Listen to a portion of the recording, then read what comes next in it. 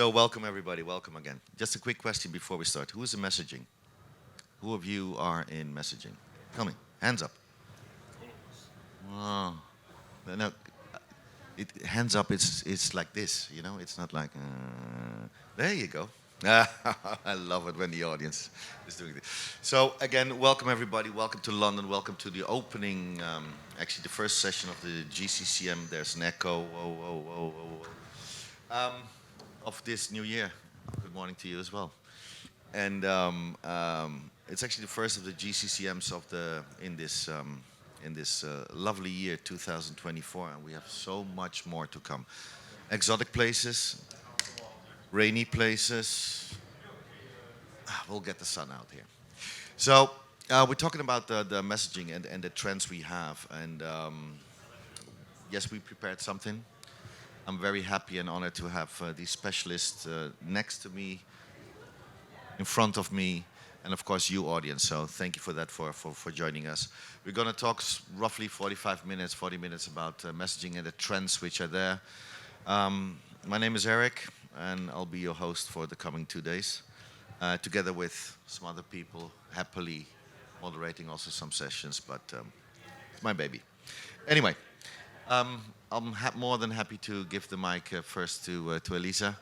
Thank you for coming, and please introduce yourself and say whatever you want to say. Good morning. Can everyone hear me? Okay. Hello?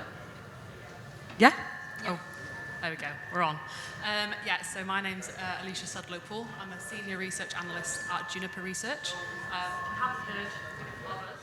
We're a research analyst company specializing in the telecommunications, messaging, roaming space. That's me. Thank you so much and welcome, and thank you for being here. Sasha?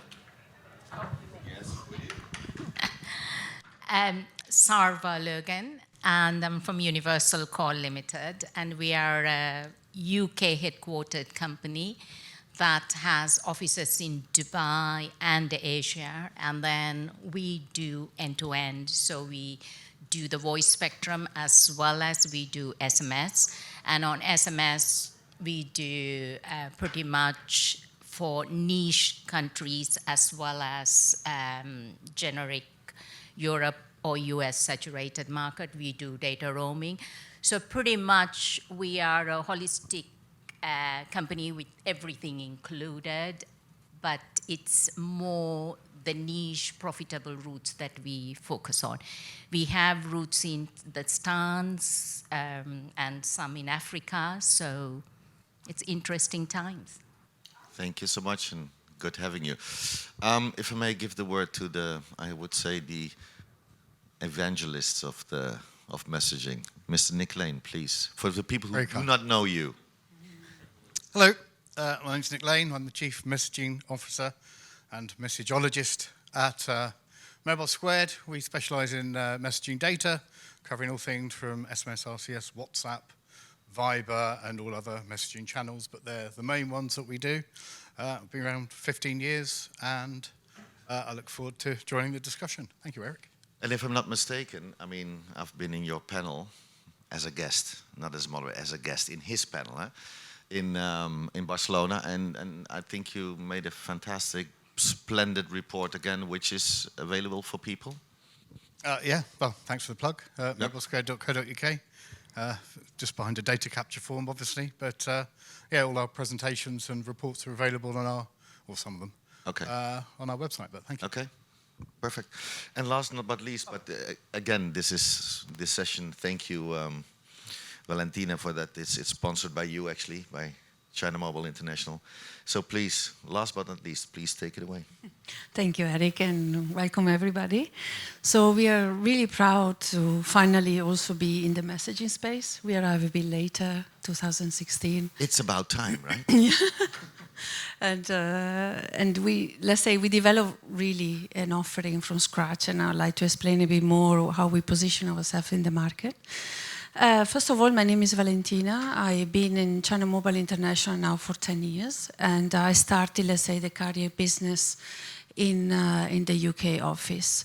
UK office was one of the first outside China, so it was just us, US and Singapore. So we really saw the growth of China Mobile International from scratch to really complex and diversified business.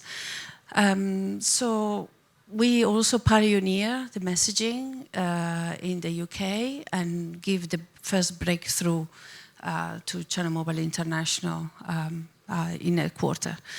So let's say I'm learning still. We are still a young company, but it will be interesting to see, especially in this panel, there are so many new interesting things to share. And yeah, thank you for being here. Thank you for being here, and thank you for sponsoring the session. Why were you looking at me? Learning something. I haven't, you know, I don't teach anything. No, kidding. So, trends. Okay, what do we see? What do we see around us? Nick, if I may ask you, what do you see around you? What is typically, how can we characterize, let's say, some of the trends? What do you see? How's RCS going? What's the latest? Come on. Should we start with SMS?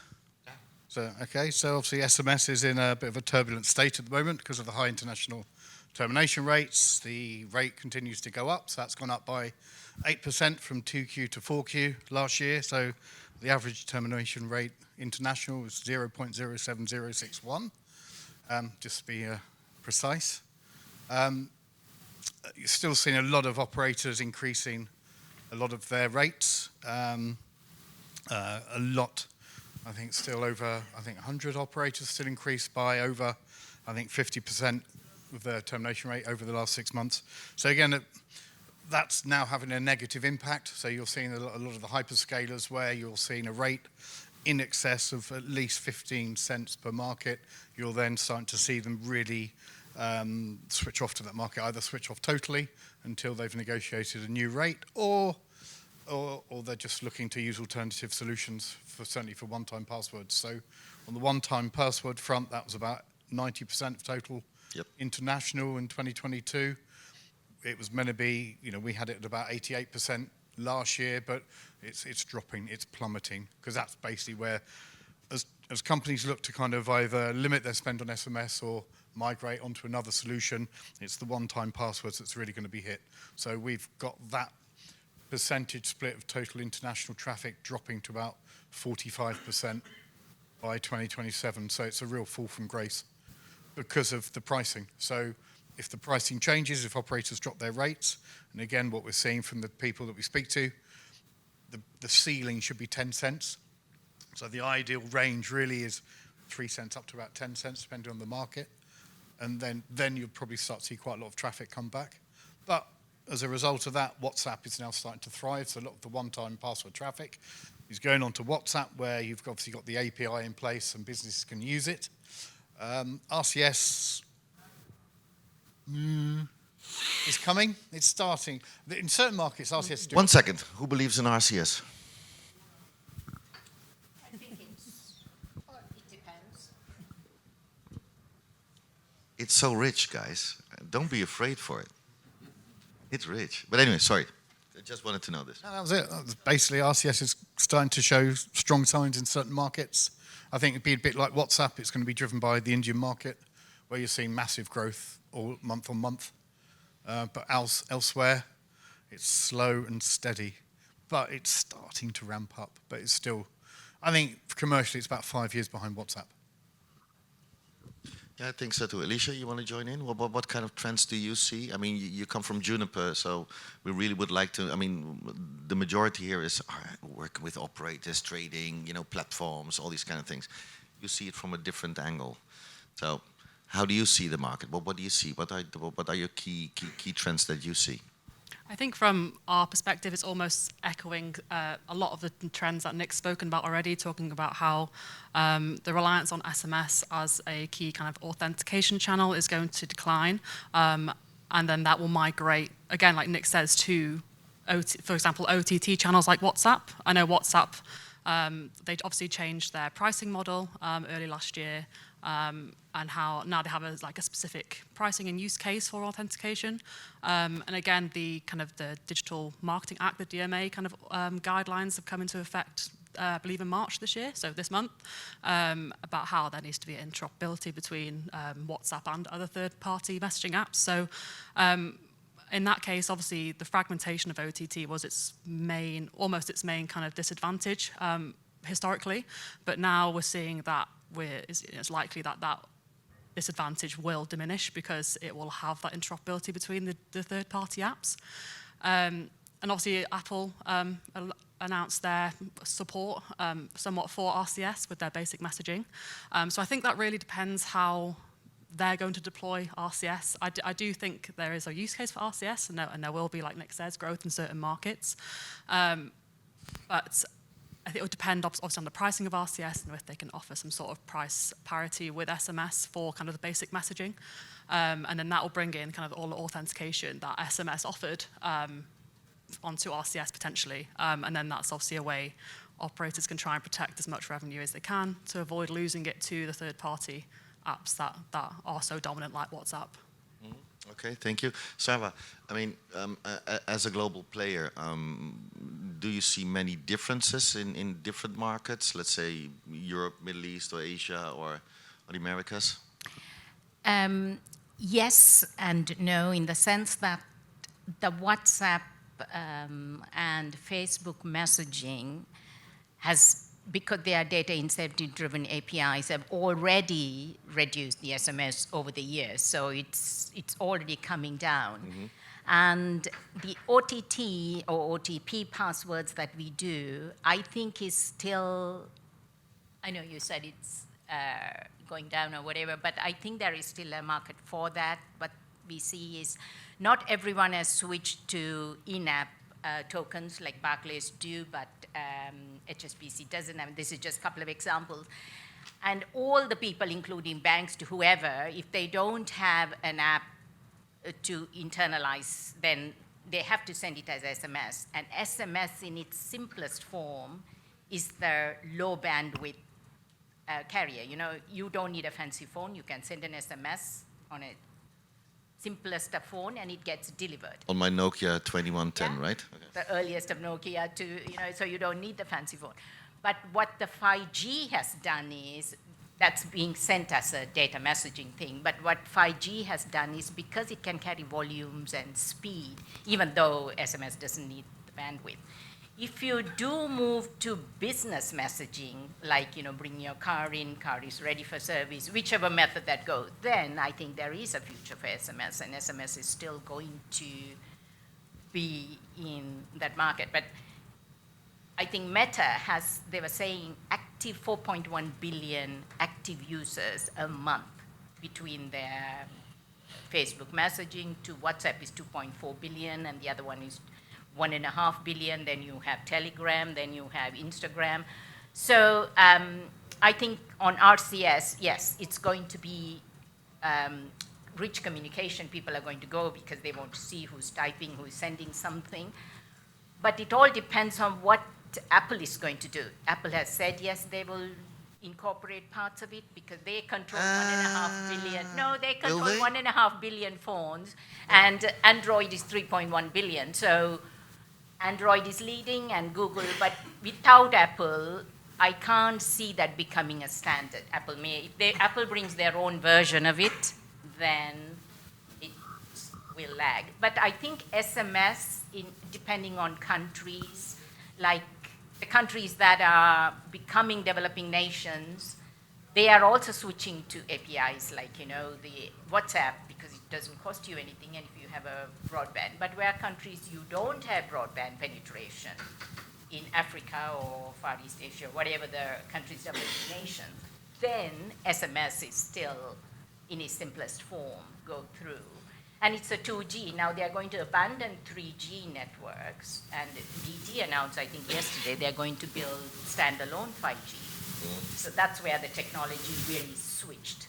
The inflection point of technology happened in 5G. So I think SMS in various forms still has its uses. We are seeing it, we do carry it, and we are seeing it, but it's not the original, but then it has already dropped, but it still makes enough margin in countries or whatever that you can still stay in the market for that.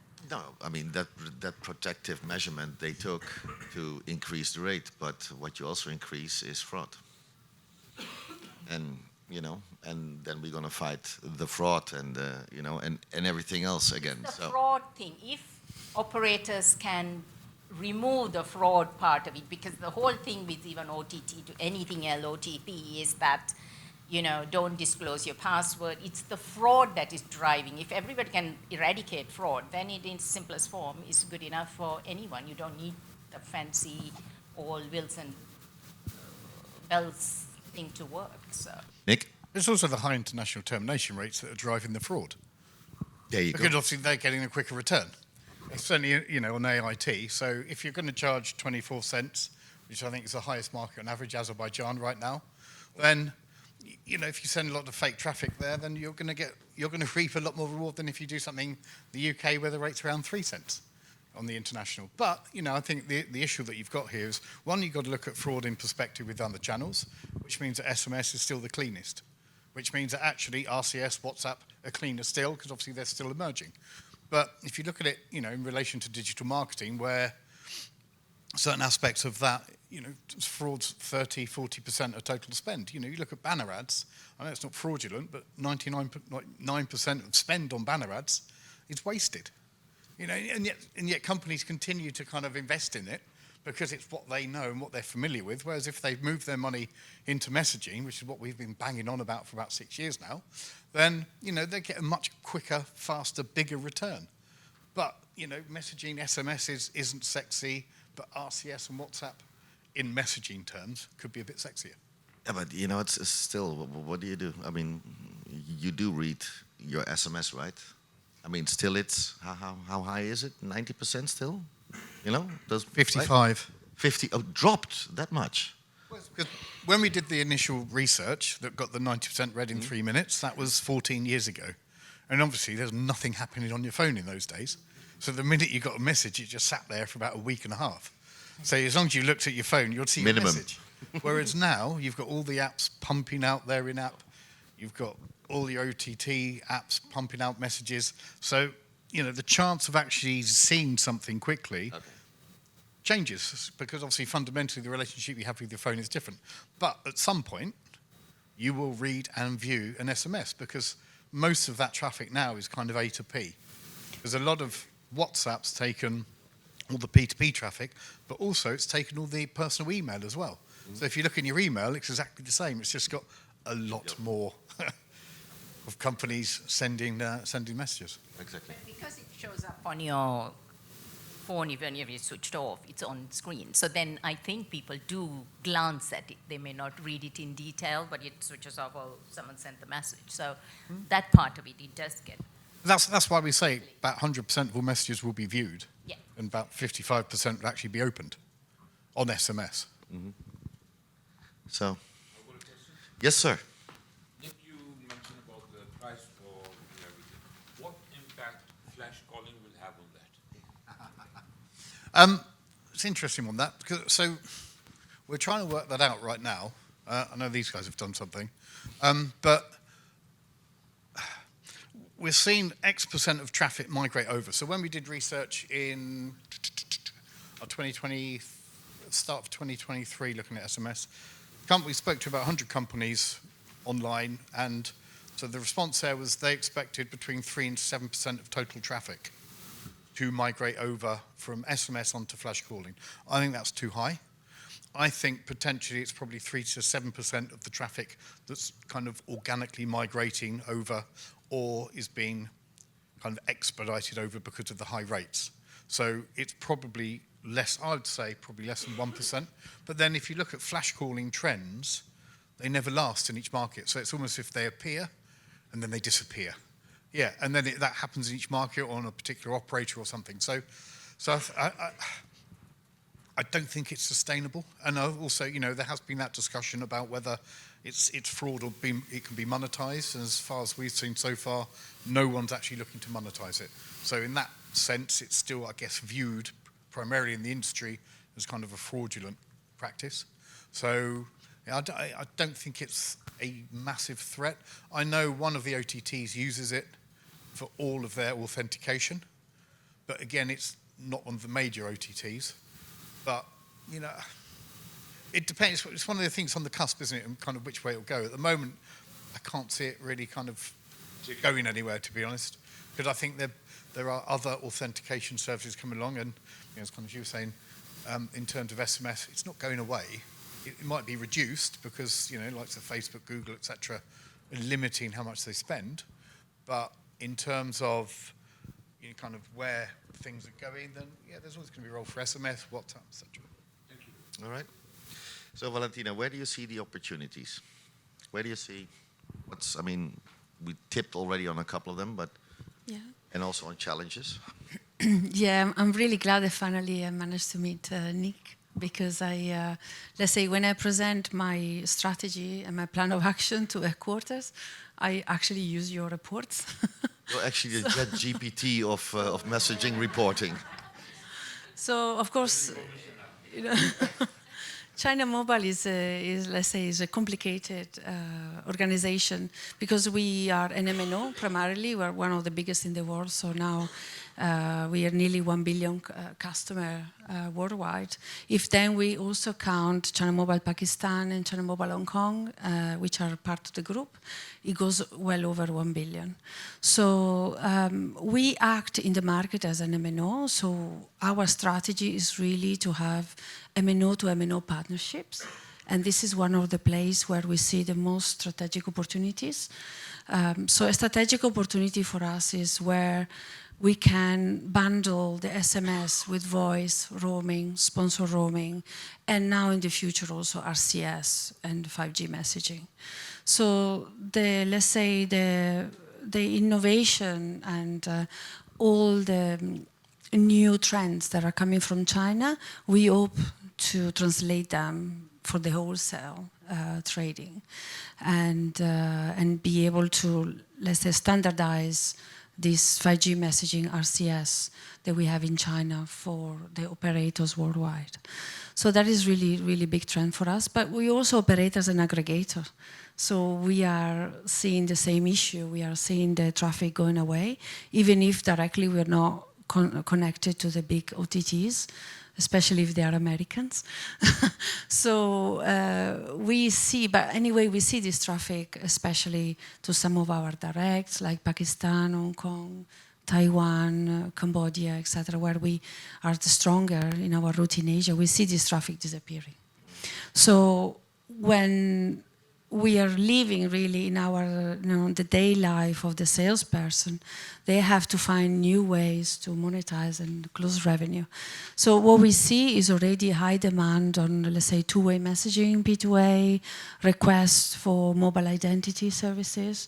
So we are trying to bundle all that offering under the SMS team, and innovation team now is the new name, and trying really to bring this request to a quarter, and the quarter at the same time is really pushing now this new approach.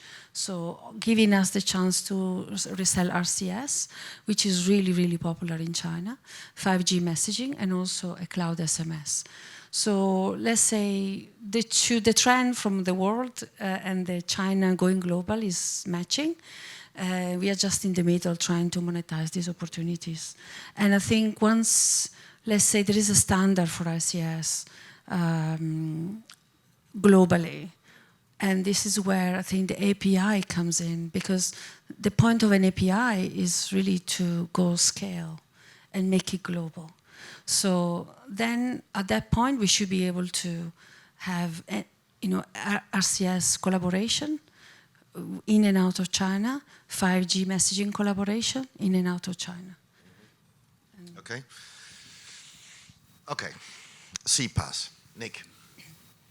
Everybody's talking the last couple of years about CPaaS. Everybody tells that they have all the CPaaS and, all the Omni and the whatever channel. They have everything. Can you quickly tip on it and say why that is, let's say, including products and services, the way to go to or not? Well, kind of the foundation of all CPaaS anyway is messaging, and it's still SMS. So the conversation hasn't moved on. You know, CPaaS, we can label it CPaaS, it doesn't change anything. I mean, if you look at most of the CPaaS productivity, it's all fairly siloed activity anyway. So a lot of the stuff that we talk about doesn't really happen, to be honest. So it's still very much individual. Thank you. Thank you. No, no, We're no. not there yet. No. We're not there yet. So what's needed to get there? Is that the path to follow? Is that the way to go? I mean, the issue I always have about within messaging, and I'm the one who's probably the most guilty about this, is that we talk about developments and opportunities and challenges we have and we face, whatever. But we as a market, I mean, if I combine things with, let's say, IT, they are so much faster in their time to market than we in telco. And we are also in tech, right? Well, that's what we say. That's what we tell everybody, right? Right? There you go.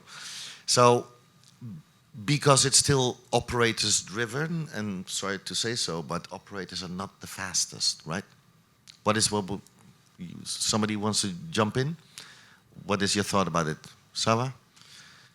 Do you see this as well? I mean, how substantial can we make things? I know everything costs money, everything, I know. But as an industry, you know? I think as an industry, I think 5G would drive, as an industry, sorry, 5G would drive the speed and even the innovations that's coming out. I mean, Apple and Google made it so much easier for these apps to be just thrown out there and everything. But telecoms itself doesn't actually have to come up with an app because no, but we were just talking about monetization. We were just talking about monetization. We all need to make money. Yes, but you're trying to make money because you have the network anyway. So you're trying to do by collaborating into an omni-channel so that you provide a facilitate. So the innovators will sit on top. You know, it's exactly like what happened during the 3G license bid. You know, all the telcos went and bid billions into it. And Google and all the OTT players just came out and creamed the top because telcos weren't ready at that time. AT&T had a walled garden. So, but now everyone has learned the lesson. So there is still the collaboration between the two would make it business-to-business messaging is still out there for everybody, and telcos can have it, as well as including the business-to-business as well as machine-to-machine. I mean, those will only come through the telcos. So I think telco still has a huge importance to play in this market, and now they're agile. The whole thing is about how agile are you going to be.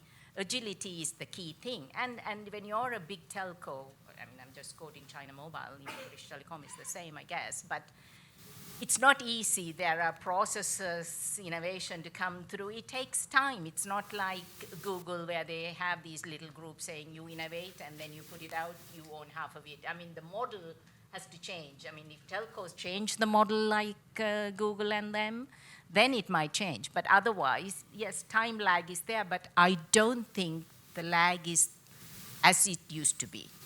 It's got more agility, all the telcos, as compared to. For me, the telcos didn't even know what's coming to them when the 3G, OTTs yes. came. 3G, they didn't know what was coming, but They everything didn't. that we talk about today was thought through and done during 3G times, so nothing else that's new now. So what's 5G bringing? What will 5G bring us in messaging? I mean, you tipped on this already, but maybe you, Nick, and then Valentina? No?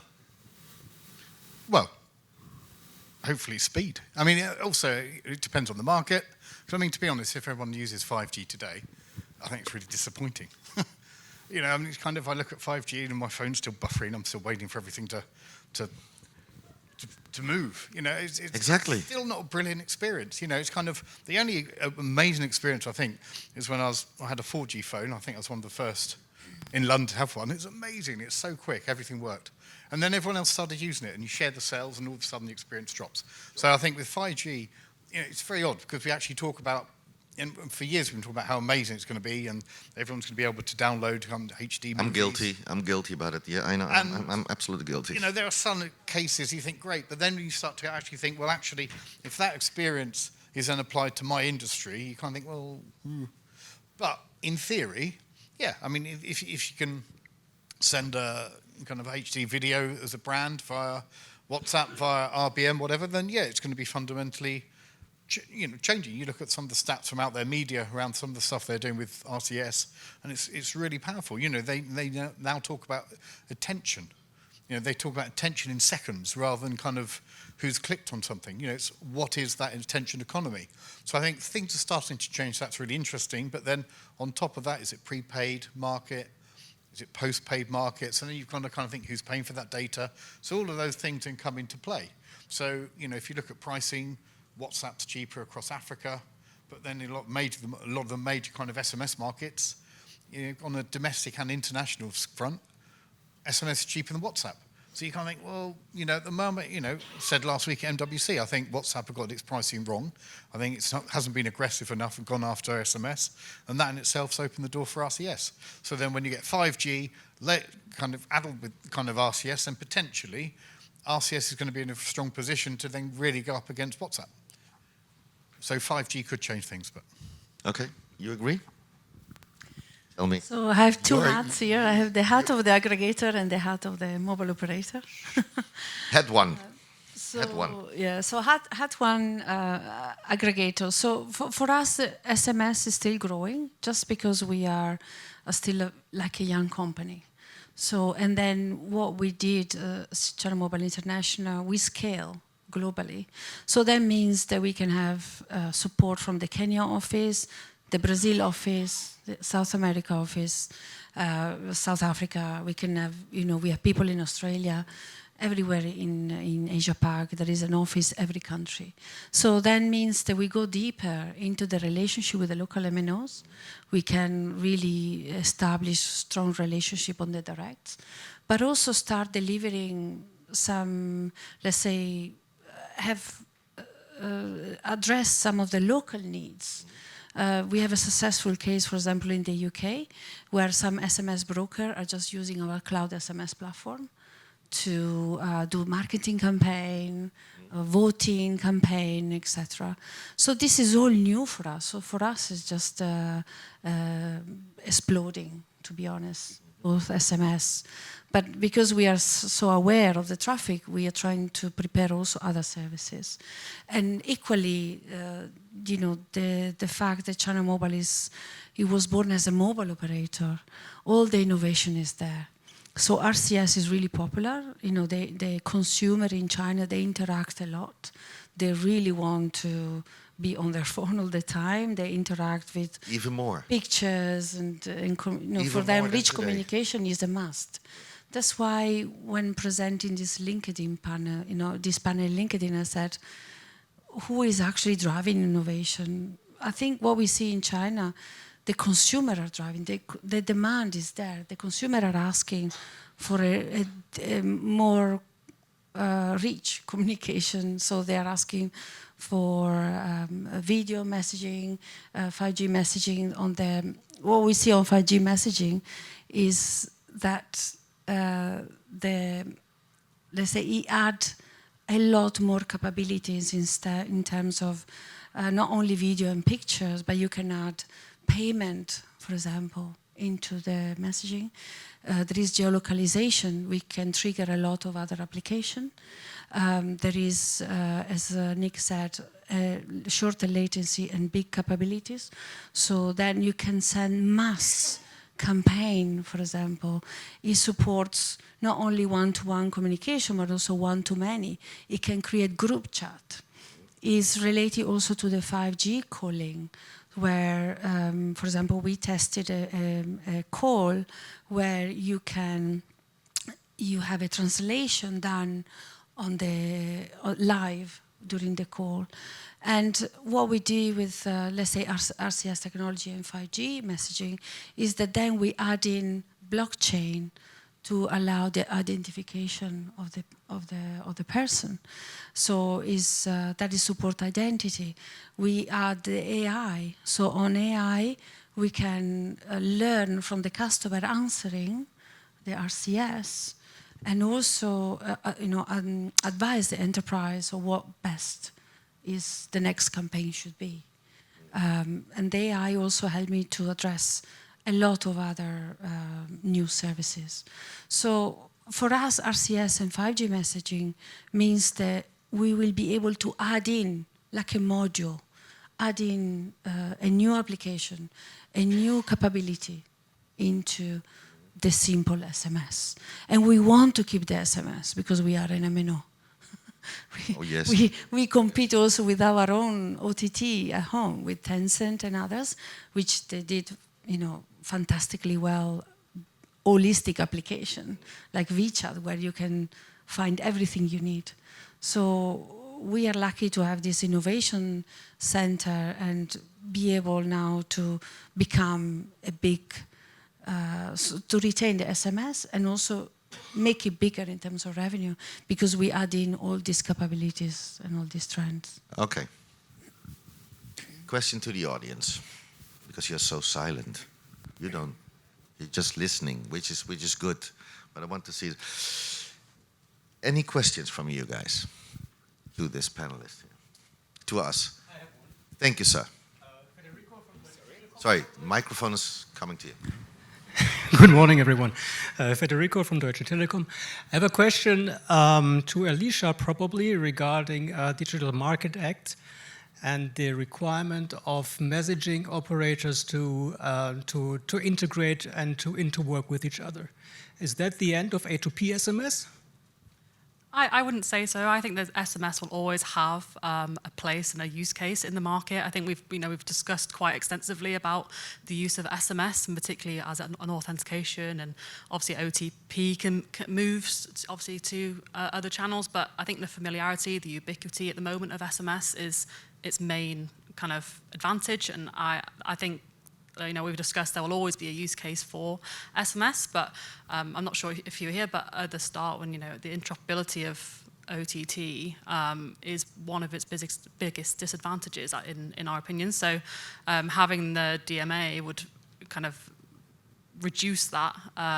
So it would make OTT a more attractive and obviously potentially a cheaper channel for A2P. But no, I don't think it will completely migrate to that. SMS will always have a use case because of the ubiquity, but obviously it has its own issues with pricing and causing other migrations as well at the moment. But yeah. Okay, thank you. Okay, thank you for your question. Any other questions? Please, sir, please. Nick, you mentioned in the beginning about the price war.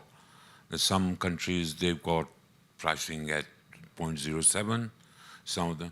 Is there an international body or a regulator which controls different countries, or it's up to each and every one of them, whatever they want, they can sort of determine?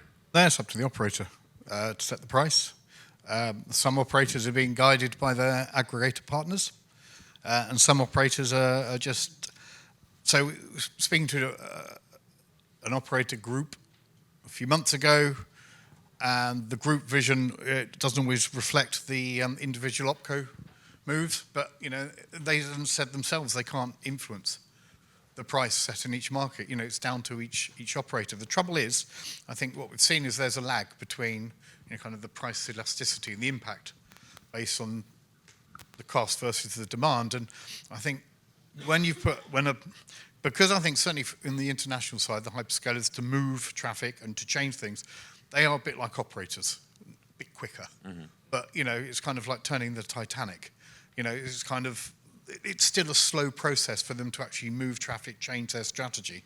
So there is a lag between when an operator puts the price up and that reaction. So if you think, a lot of operators have put their price up 2021, 2022. It's only really the second half of last year where you really start to see the traffic drop off in certain markets.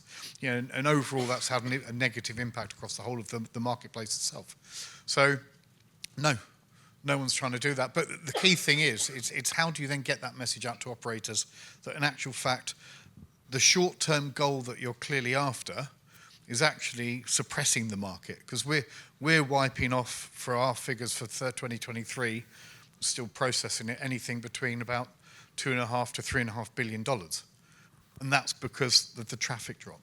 This leads to a lot of fraud, a lot of sort of I wouldn't say illegal activities. Absolutely. Is there any plan by, I don't know what bodies they control this, that in the next 3, 5, 10 years there's going to be some sort of regulation on that?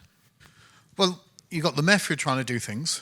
They've got probably the largest voice across the ecosystem, but the issue they've got is they don't have that many operator members. The GSMA aren't particularly active in messaging. We've been lobbying to get messaging and AIT back on the WAS agenda, and we've been, I think we've been given about 10 minutes in Istanbul next month. Maximum. So, so when we in WAS in Croatia in October, it wasn't on the agenda. There's, I think, a half-hour session dedicated to messaging, of which I think you had 5 or 6 sponsors, all given a few minutes to do their little bit, their pitch. But the AIT session was kind of a rogue event put on by Infobip in a separate hall. In actual fact, in the plenary sessions in WAS, you're probably getting 100 people. We got over 200 people in that session. So, it kind of shows that in actual fact, people are starting to listen, but it's still got to get out to the right people, the right operators, because the trouble is the people that are actively trying to stop this are the ones always in the room. It's getting that message beyond the room, and that's the big problem right now. Thank you for your question. Looking at the time, ladies and gentlemen, I would like to start with the closing round. Start with the closing round? Is it? Yeah, well, okay. Well, whatever. Good morning. What's out there? What do we have to look out for? What should be, or what would be your key message to take away for the audience? If I may start with you, Alicia. Yeah, I think one thing we spoke briefly, well, very briefly, almost kind of the CPaaS and the SaaS kind of markets. I think, CPaaS, things like CPaaS enablement, it's not a new concept, but it is something we're seeing gain a bit more traction. And it goes back to what we were saying earlier about having that agility on networks and operate for MNOs, for example. Being able to, MNOs do SMS and voice very well, and potentially RCS if they support it. But it's having those kind of value-added services, having the AI to be able to, either deploy or detect fraud or anything like that across their platforms, and having the kind of other OTT platforms. And I know we kind of spoke about how there might not be that omnichannel there just yet, but it is a conversation that's happening, and we are seeing it in the market. Things like, the consolidation of the SaaS market, for example, is a trend we are seeing. So we're seeing kind of CPaaS platforms now offer kind of contact center services to be able to combine those two to do inbound and outbound communications. And we're also seeing pieces like CCaaS offering kind of UCaaS services as well. So we are seeing the consolidation of the SaaS market, and I think that feeds into what we were talking earlier about having that agility. But it is, again, that conversation, getting the message across and showing the capabilities and what they can do, and getting that on the networks and to the operators. So I think that is the biggest challenge. But I think, the knowledge is there, but it's obviously getting it to the right people, which I think is the hardest thing, which we've spoken about today. We're talking about messaging, so it's to broadcast the message, right? Yeah. Right? Well, that's... Nick, your takeaway for the audience? Drop prices. Why? So do it. Kidding. I would... No. That's why I'm really, And sponsors. And sponsors. I'm still nice. I'm still a nice person sometimes. Anyway, why are you laughing? Well, it's not funny. Kidding. Sarva, your takeaway.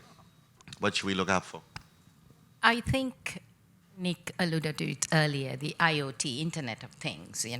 If you look at it, we have like 6.75 billion smartphones. Population is 7.96 billion. But the mobile subscription is 8.4 billion. So that means every man, woman, and child and their dog has a mobile subscription.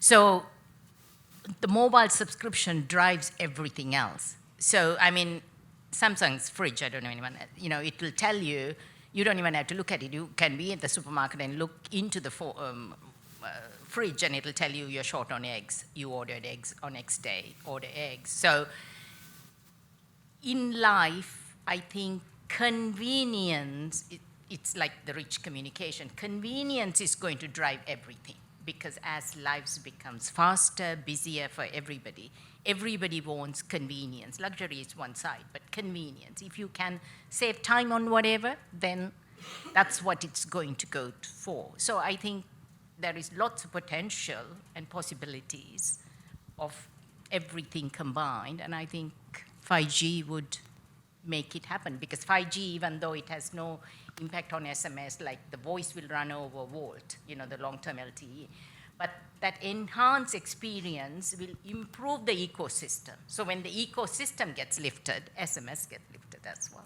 So Okay. I think the interesting times. Okay. Closing statement is yours.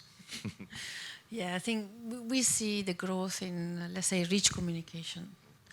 So we will invest in that. We will keep trying to make it international. So bring the cloud SMS, RCS capabilities and 5G messaging to communicate with other MNOs and hopefully aggregators.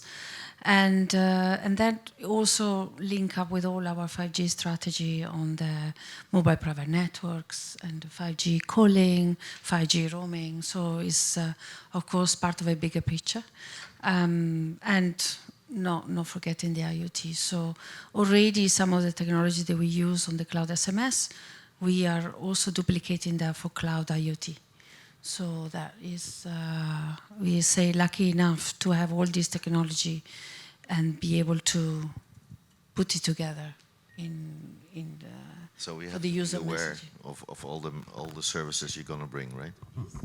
Please follow us. All of us. Okay, so that's it, guys, for kicking off this session. I would like to thank you. I would like to thank you for joining us, staying with us, not leaving. I said nobody was leaving, so thank you so much. At least that was interesting. Thank you for your questions. More stuff to come up. I mean, in 50 minutes, we're going to talk about data centers, so completely different crowd, I know. But anyway, thank you so much. If you have questions, they are all here. So, Alicia, thank you. Shava, Valentina, and Nick, honor having you. Thank you.